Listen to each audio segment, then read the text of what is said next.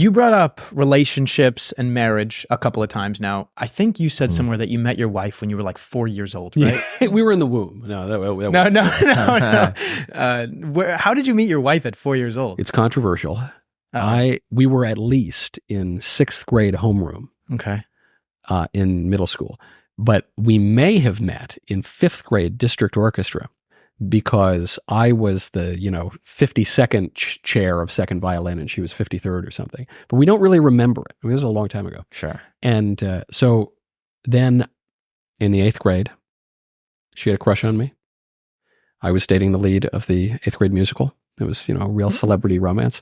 And then I had a crush on her in 9th grade. She was dating a much older man. Wait, did you break up with the celebrity orchestra person or whatever? Like the number one? We broke up. What happened? It was a real torrid love affair. I don't know. One of us didn't hold the other's hand or something. It was there's got to be more than that. A few weeks of passion. Yeah. It was just a few week long relationship. It was, in middle school, a few weeks is like you're married for 10 years. Right. That's pretty long. Sure. But then 9th grade, my wife was dating this much older upperclassman in high school. Oh, I was furious. But then they broke up and then we started dating in high school. Who made the first move? I guess I did. Yes, Do you remember what you said? I do, actually. I remember she had broken up with her boyfriend, and I instantly said, "Oh, we should go watch a movie." That was it. It was just instantly. So you were kind of waiting. I was for waiting. them to. I was waiting. I was like, keeping my eyes out. Were you friends with her at the time? Kind of like yeah. Yeah, we were friends. I mean, we weren't. I'm somewhat skeptical of men and women being friends, just platonic friends generally, but. We were, but you kept your foot in the door a little bit. Yeah, you kept your foot, and that's why you're skeptical, maybe. That is why, yeah. Because you were the exact example, man. Yeah. Okay, I see. And then you ever met a girl you tried to date? When did you realize that this girl you were dating in 6th grade or whatever you said it was? Yeah. Or 9th grade? 11th grade we started dating. Okay. Yeah. Was going to be the one. Pretty quickly, I realized it. My wife and I split for college. We're very... we regret this now, but at the time, you got to put yourself in liberal New York. It's amazing how backwards everything was. Everyone in our lives said, you have to split for college. You have to. It's crazy. You can't marry your high school sweetheart. That's what country bumpkins did 50 years ago. You can't do that. You got to split for college. You've got to go date 1 million people. You got to go, live the hookup culture. And so we were in colleges that were pretty far away from each other. And so we did break up for college. And then rather quickly, I realized, this isn't good, but whatever. I was single for 3-4 years. And then you're single all throughout college? Yeah. So it didn't even work being split up with her anyways. Did you guys communicate in between? Or No, I wasn't single. Like I was dating other women. Oh. I wasn't single. I was sitting home. Okay. And she just went out and had fun. So you were not dating anyone else. So you guys I was. Why are you guys trying to make me seem I'm just double checking. No, I was. We want to get the timeline correct. Yeah, right. No, I was. Sequence of events. This is, I guess, all's well that ends well in that I know for certain that my wife is like one of the greatest women ever to walk the earth, and certainly, at present, the greatest woman walking the earth, because I dated a lot of girls in college, and I thought, why am I doing this? Like, what's the point? I know I have to. I was told I have to break up with my high school girlfriend, and we have to date these other women, and we have to. But it's all just bunk, man. It's totally crazy. It turns out that what people had been doing for all of history is usually better than what a bunch of modern radical reformers are doing now. And the evidence of this is my friends who really bought into that, especially my female friends, one can have a few, I guess, is they say, put your career first, don't pay any attention to relationships, don't get married young, don't have kids young, don't do this. They're all miserable. And I feel bad for them. I'm not saying this to make fun of them in any way. They got duped. I got duped a little bit too, but they got duped and they were told this by the entire culture. And, then they wake up one day and they say, wait, brunch isn't as fun anymore. Or, actually my puppy is not satisfying a longing that I have. And actually I'd like to be with a person. And, I asked my grandparents who were married for 69 years before my grandfather died. And, at their 60th anniversary, I said, hey, Grandpa, what's the key to a good marriage? And he was a Navy captain. Huh? He said, 3 things, buddy. Patience, shared experience, 54 months of pregnancy, that's a shared experience, and frequent absence, because he would deploy and he'd go away for 9 months at a time. the shared experience is a big one. There's no substitute for that. I have known my wife and her family for the majority of my life. My wife and I went on our first date more than half my life ago.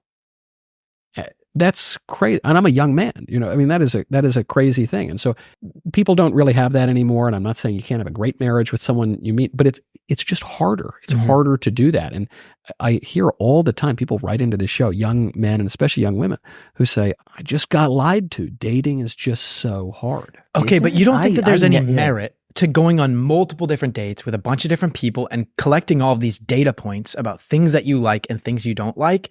And then once you have this rubric, finding someone that kind of fits all of those things. I do think that there is merit in knowing what you know and liking what you like and finding that in someone else. So this gets to another disagreement about human nature, which is some people say you need to go figure out who you are, and then you need to find that person who will match perfectly with you.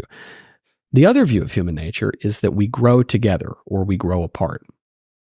So I think it's very hard if someone, is single until they're 40 and they date a million girls and they, have their career and they do whatever they want. It's going to be very hard to find someone who fits perfectly into that. You've got a life. You've built a kind of life. You're more set in your ways. You've cultivated habits that are going to be harder to break the longer you do them, the older you are. If you and a person grow from a young age together, look, there's a risk you might grow apart. There's a risk you might have some big blow up and disagreement. Now, I guess that's always a risk with any relationship, but more likely you're going to grow together. My wife's views are going to influence my views. My views are going to influence my wife's. Our behavior is certainly going to influence each other's behavior. And so that view you're describing, it's the most popular view by far of everybody. But I think it mistakes how human nature really works. Liberalism, lowercase l liberalism, I'm not even just talking about the modern crazies, but this whole idea of modernity views man primarily as an individual. And we do our own thing and leave me alone and don't yuck my yum and don't bug me. To oversimplify it, the Enlightenment liberals were wrong. Aristotle was right. Man is a political creature or a social creature. We don't make any sense outside of our social environment. And the basis of that, the fundamental political and social unit, is marriage, is the family, because we're a coupling creature as well. And so if you can couple with a good person, you don't pick a bad one at a young age, you're going to grow up together and you're going to be different people as a result of that than you would have been had you gone separately. So what event happened in your relationship with your now wife that kind of sold it to you that she's the one? Well, we got back together because I realized that the modern hookup culture, I won't call it swipe culture because dating apps weren't around yet, but that the modern just like date a million girls and don't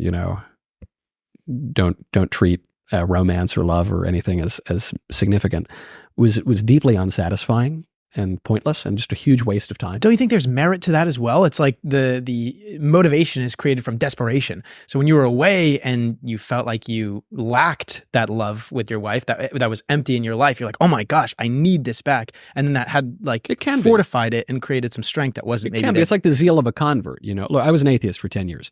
I'm fairly fervent in my religious views and my faith. In part, that's because I was an atheist. Now, does that mean that I'm more fervent than I would have been had I just stayed in the faith? I don't know. I know plenty of people who are, cradle Catholics who are much more sanctified and edified than I am. So I don't know, but that effect can be the case. And yeah, it could be that 3 years of girls at whatever college you went to send you screaming back to your high school sweetheart, arms outstretched.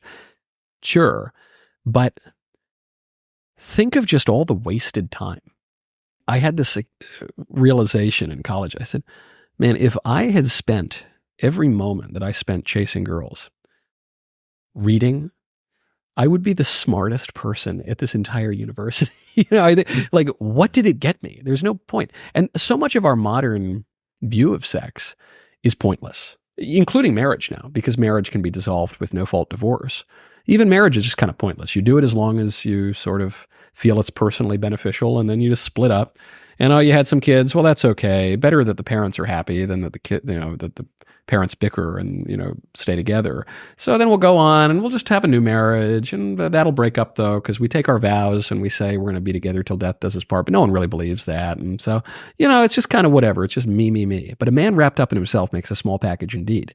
And it just seems so pointless. I mean, a lot of the criticism of the LGBT movement from heterosexuals, I think is a little high-handed and misplaced, because the problems run so much deeper than that. What it all boils down to, I think, is a sterile sexual ethic. The idea that sex can be just totally divorced from procreation. This is a view that never existed at all in human history until modern birth control technology and the radicalism of the middle of the 20th century. And now we think that the primary purpose of sex is just to, be titillated for a little while. And, we consider babies to be a sexually transmitted disease. and if, something goes wrong with your contraception, well, at least that's why we need to have abortion, to kill the baby so you don't need to think about it. And it's just totally wrong when you separate means from ends, when you separate actions from their natural consequences, then things are going to go haywire. And the consequence that we're facing now is the country's literally dying. We have a below replacement birth rate, and we have for 50 years. And that's been true around the West. Only one country's even started to turn it around. That's Hungary, through a great deal of effort. So, even if you think I sound like an old fuddy-duddy or something, and, people should go out and swipe right, there are actual political civilizational effects. Xi Jinping in China, in South Korea, they're talking about this. They're doing everything they can to turn it around, because otherwise your country literally dies. So what is your advice to young men who are dating today? I don't want to sound exactly like Ben. I can't, because Ben talks so much faster than I do. Date for marriage, certainly. And don't make all the mistakes that all of us have made. And what are those mistakes? Don't have sex before marriage. Don't view marriage as just some kind of relationship.